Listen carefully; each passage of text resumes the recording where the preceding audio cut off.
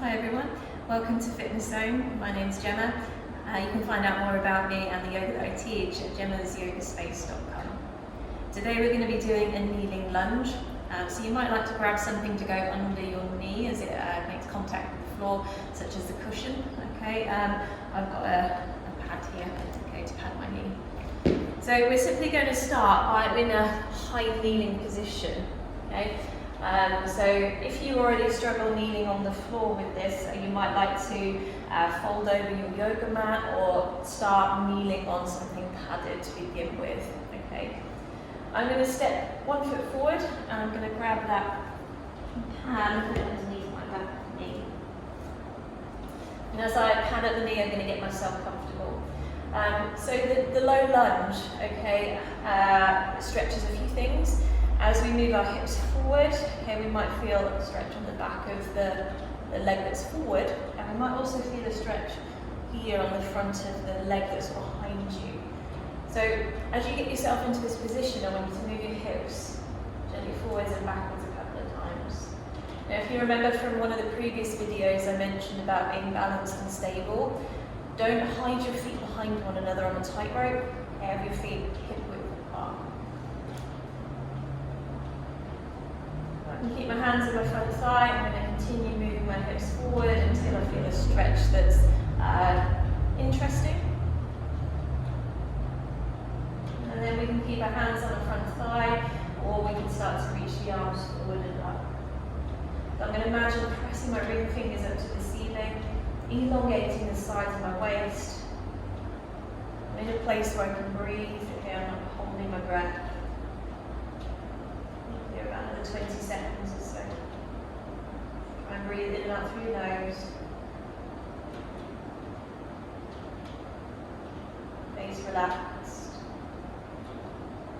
If you want to, you can move your hips a little bit further forward into that stretch. Remember, take what you need, leave what you don't.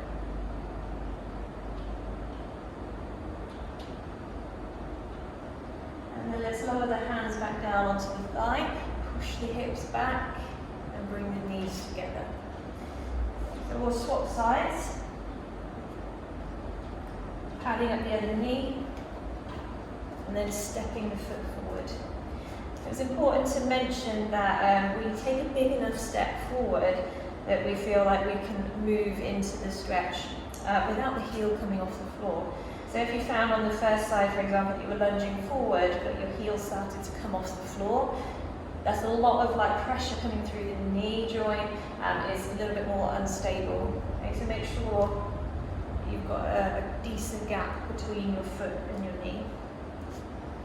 Let's move backwards and forwards a couple of times, see how this feels. It's quite usual that one side might feel different to the other.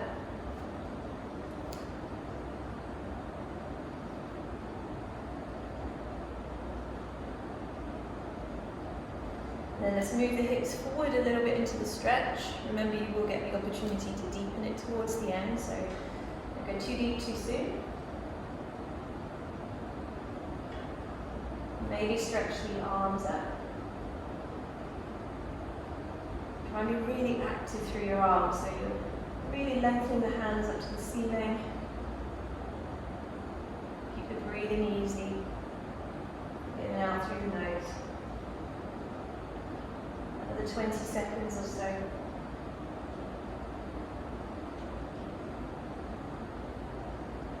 Jog, maybe move the hips a little bit further forward if you would like to.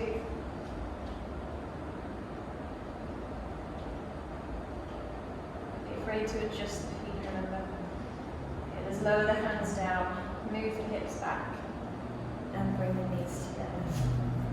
Good job. If you like what we've done here today, you can find more yoga on my website, gemmasyogaspace.com.